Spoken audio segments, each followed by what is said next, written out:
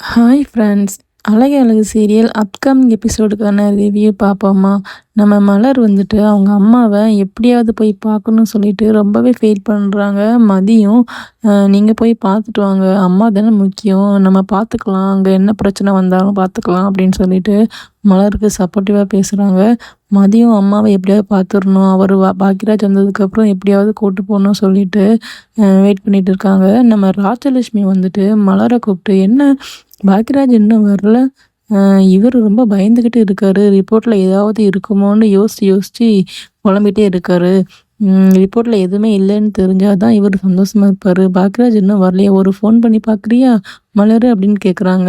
அதுக்கு மலர் வந்துட்டு, இல்லை அவர் வர நேரம் தான் இது, ஆஃபீஸில் அவருக்கு அவ்வளோ டென்ஷன் இருக்கும், நம்ம சும்மா சும்மா ஃபோன் பண்ணிகிட்டே இருந்தேன்னா கோவப்படுவார், நீங்கள் கொஞ்சம் பொறுமையாக இருங்க, வந்துடுவாங்க அப்படின்ட்டு மலர் வந்துட்டு சொல்கிறாங்க.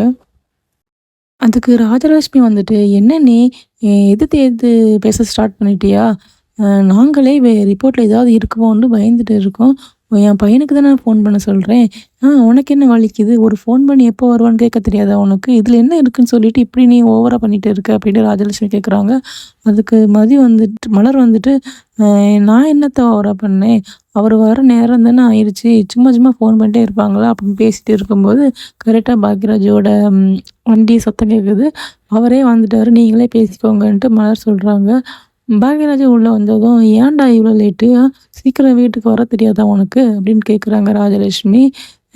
என்னம்மா ஆச்சு, எதுக்கு எப்போ பாரு பிரச்சனை பண்ணிகிட்டே இருக்கீங்க, எனக்கு கொஞ்சம் வேலை இருந்துச்சு அதான் வர லேட் ஆகிட்டு அப்படி சொல்லிட்டு பாக்யராஜ் சொல்கிறாங்க. சரி சரி, வந்ததே லேட்டு, உட்காரு, ரிப்போர்ட்டில் ஏதாவது இருக்குமோண்டு அப்பா வந்துட்டு பயந்துட்டே இருக்காரு, நீ அதை பார்த்துட்டு எதுவுமே இல்லைன்னு சொல்லு, அப்போ தான் நிம்மதியாக இருப்பாருன்னு சொல்லிட்டு ராஜலட்சுமி சொல்கிறாங்க. அதுக்கு பாக்யராஜ் வந்துட்டு, ரிப்போர்ட்லலாம் எதுவுமே இல்லைம்மா, ஏன் தேவையில்லாமல் பயந்துட்டு இருக்கீங்க, நான் பார்த்துட்டேன் எதுவும் இல்லை அப்படின்னு பாக்யராஜ் சொல்கிறாரு. அதுக்கு நம்ம ராகவன் வந்துட்டு, நீ ஃபஸ்ட்டு கொடு, நான் பார்த்தா தான் எனக்கு நிம்மதியாக இருக்கும், சும்மா நீயே பார்த்துட்டு நான் எப்படி சந்தோஷமாக இருக்கிறது, நான் கண்ணால் பார்க்க வேண்டாமா, கொடு அப்படி சொல்லிட்டு ராகவன் வந்து கேட்குறாங்க.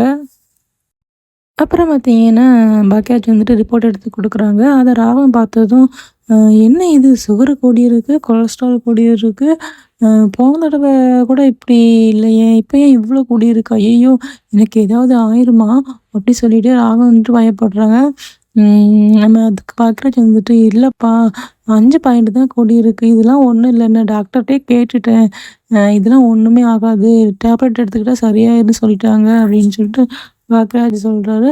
அதுக்கு ராகவன் வந்துட்டு, என்ன நீ பெத்த அப்பாவுக்கு இப்படி கொலஸ்ட்ராலும் சுகரும் கூடி போயிருக்கு, கொஞ்சமாட்டும் கொஞ்சம் ஒரு பொறுப்பாக பேசுறியா, ஹாஸ்பிட்டல் கூட்டு போய் சரி பண்ணணுங்கிற எண்ணம் இல்லாமல் சரியாயிருன்னு சொல்கிற, நீலாம் ஒரு பையனா அப்படின்னு சொல்லிட்டு ராகவன் கேட்குறாங்க.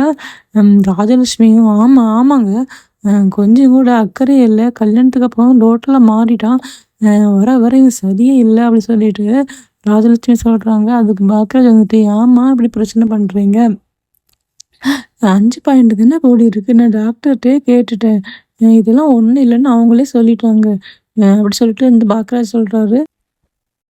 அப்புறம் பார்த்தீங்கன்னா ராகவன் வந்துட்டு, முன்னாடிலாம் எல்லாம் கரெக்டாக தானே இருந்துச்சு, இப்போ எப்படி கூடிச்சு அப்படி சொல்லிட்டு இருக்கவும் நம்ம ராஜலட்சுமி, ஆமாங்க, அது எப்படி கூடாமல் இருக்கும், முன்னாடி இந்த வீடு அமைதியாக இருந்துச்சு, இப்போ அப்படியா அமைதியாவா இருக்கு, இவ மதி எப்போ வீட்டுக்குள்ள கால் எடுத்து வச்சாலோ அதிலிருந்து ஒரே பிரச்சனை தானே, ஒரு நாளாவது நம்ம நிம்மதியா தூங்கிருப்போமா, ஆ இவ அந்த அளவுக்கு எல்லாரையும் போட்டு ஆட்டி படைச்சிட்டு இருக்கா, இவ மட்டும் ஆடுனது போதாதுன்னு இப்போ மலரையும் ஆட்டி வச்சுட்டு இருக்கா, ஒரு நாளும் வாய் பேசாதவா இப்போ அவ பேச்ச கேட்டுட்டு வாக்கிங்கு அது இதுன்னு போயிட்டு இருக்கா, வேற உங்களுக்கு சுகர் கூடாம வேற என்ன பண்ணும், இவ்வளோ 2 வாரால நம்ம தான் ஹாஸ்பிட்டலில் போய் அட்மிட் ஆயிரும் போல அப்படின்னு சொல்லிட்டு ராஜலட்சுமி சொல்லவும், பாக்யராஜ், ஏமா இப்படி அவங்க 2 பேருமே கரிச்சு கொட்டிட்டே இருக்கீங்க, 5 பாயிண்ட்லாம் எதுவுமே இல்லை, டேப்லெட் சாப்பிட்டாலே சரியாயிடும், கொஞ்சம் மட்டும் புரிஞ்சுக்கோங்க அப்படி சொல்லிட்டு பாக்யராஜ் சொல்லவும், அதெல்லாம் முடியாது, எனக்கு ராத்திரிக்குள்ள ஏதாவது ஆயிட்டுன்னா என்ன பண்ணுறது, ராகவன் சொல்லிட்டு அப்படி பயப்படுறாங்க, எனக்கு இப்பவுமே ஹாஸ்பிட்டல் போய் செக் பண்ணி பார்க்கணும் வா அப்படின்னு சொல்லிட்டு கூப்பிட்றாங்க பாக்யராஜை. அப்புறம் பார்த்தீங்கன்னா, நம்ம பாக்யராஜ் வந்துட்டு, "என்னப்பா இப்பவுமே என்ன கூப்பிடுறீங்க? எனக்கு வேலை இருக்கு. ஆஃபீஸ்ல ஒரு ஃபங்ஷனுக்கு ஒரு மீட்டிங் இருக்குன்னா, அது கண்டிப்பா போயே ஆகணும். அட்டெண்ட் பண்ணியே ஆகணும். அ இன்னைக்கெல்லாம் முடியாது. சான்ஸே இல்ல. நாளைக்கு வேணா கூட்டு போறேன். நாளைக்கு பேங்குக்கு லீவ் போட்டு கூட்டு போறேன்." அப்படி சொல்லிட்டு பாக்யராஜ் சொல்றாங்க. அதுக்கு ராகவன், "நாளைக்கு கூப்பிட்டு போறியா? பெத்த அப்பா முக்கியமா? இல்ல உன் வேலை முக்கியமா? நைட்டுக்குள்ள எனக்கு ஏதாவது ஆயிட்டுன்னா நான் என்ன பண்ணுவேன்? எனக்கு அதெல்லாம் தெரியாது. நீ இப்ப என்ன கூப்பிட்டு போறியா இல்லையா?" அப்படி சொல்லிட்டு ராகவன் கேட்கவும், அதுக்கு பாக்கியராஜ், "கொஞ்சமாட்டும் புரிஞ்சுக்கோங்கப்பா. இல்ல நம்ம மலரோட அம்மாவுக்கு உடம்பு சரியில்ல. அ அவங்கள போய் பார்க்கணும். கொஞ்சமாட்டும் புரிஞ்சுக்கோங்க." அப்படி, "என்னது மலரோட அம்மாவ பார்க்க போறியா? அ இதான் கதையா? இதுக்கு தான் பெத்த தகப்பனையே ஹாஸ்பிட்டல் கூட்டு போக மாட்டேன்னு சொன்னியான்ட்டு" ராஜலட்சுமி ரொம்ப கோவப்படுறாங்க. அவ அம்மா நல்லா தானே இருக்கா! அவள போய் பார்க்கலன்னு இப்ப யார் அழுதா? அ "மொத அப்பாவ பாரு" அப்படின்னு சொல்லிட்டு ராஜலட்சுமி சொல்றாங்க. அதுக்கு மலர் வந்துட்டு, "என்னத்த பேசுறீங்க? என் அம்மா நல்லா இருக்கான்னு பார்த்தீங்களா? 5 பாயிண்ட் சுகர் தானே கூடியிருக்கு. என் அம்மாக்கு முதுகு வலியில அப்படி கஷ்டப்படுறாங்க. ஸ்கேன்லாம் எடுத்து. ஒரு மகாவா நான் போய் பார்க்க வேணாமா? இந்த வீட்டுக்கு வந்து என் வீட்டுக்கு நான் என்ன செஞ்சேன்? ஆ முழு நேரமும் சமையல் கட்டுல சோறு பொங்கி போட்டு என் லைஃபே போன மாரி நான் இருந்துட்டு இருக்கேன். நீங்க என்னன்னா என் அம்மா கூட பார்க்கக்கூடாதுன்னு சொல்றீங்க. இந்த மாதிரிலாம் சொல்ற வேல வச்சுக்காதீங்க. அப்ப நானும் எதிர்த்து பேசுவேன்னு" சொல்லிட்டு மலர் சொல்லவும், ராஜலட்சுமி, "என்ன நீ ஓவரா பேசுற, என் பையன் முன்னாடியே இரு இரு. என் 2வது மகன் சுரேஷ் வரட்டும். உங்களுக்கு என்ன பண்ணுறேன் பார்ப்போம்" அப்படி சொல்லிட்டு ராஜலட்சுமி சொல்றாங்க. அந்த நேரம் பார்த்து சுரேஷும் கரெக்டா வீட்டுக்குள்ள வரவும், ராஜலட்சுமி, "சுரேஷ் இங்க பாத்தியாடா? அப்பாக்கு சுகர்லாம் 5 பாயிண்ட் கூடிட்டுடா. ராத்திரிக்குள்ள ஏதாவது ஆயிருமோன்னு அப்பா பயப்படுறாருடா. ஹாஸ்பிட்டல் கூட்டு போ பாக்யராஜ்ன்னு சொன்னா கூட்டு போகாம, உன் அண்ணியோட அம்மாவ பார்க்க போறான்டா. பாருடி எப்படி மாத்தி வச்சிருக்கா பாத்தியா உன் அண்ணிக்காரி?" அப்படின்ட்டு நம்ம ராஜலட்சுமி சொல்றாங்க. அதுக்கு சுரேஷ், "என்னம்மா நீ 5 பாயிண்ட்லாம் ஒண்ணும் ஆகாது. நான் வேணா கூட்டு போறேன். அண்ணியோட அம்மாவ பார்க்கணும்ல. அவங்க போயிட்டு வரட்டும். நான் வேணா அப்பாவ கூட்டு போறேன்னு" சொல்றாங்க சுரேஷு. அதுக்கு ராஜலட்சுமி, "நீயும் மாறிட்டியா? 2 பசங்கள பெத்து 2 பசங்களும் பொண்டாட்டி பேச்சு கேட்குறவங்களா ஆயிட்டீங்களா?" அப்படின்னு சொல்லிட்டு ராஜலட்சுமி சரியாம கோவப்படுறாங்க.